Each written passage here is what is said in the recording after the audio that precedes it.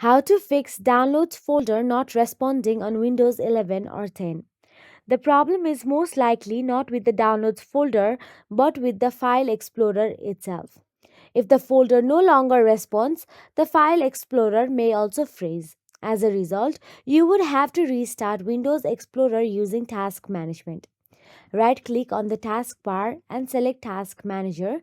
Then locate the Windows Explorer process and right click on it. Then simply click on Restart. Then you can also run DISM and SFC scans to repair corrupted file systems on C drive because the command utilities can repair any corrupted file systems. Click the Start button, type CMD, and select Run as Administrator from the results.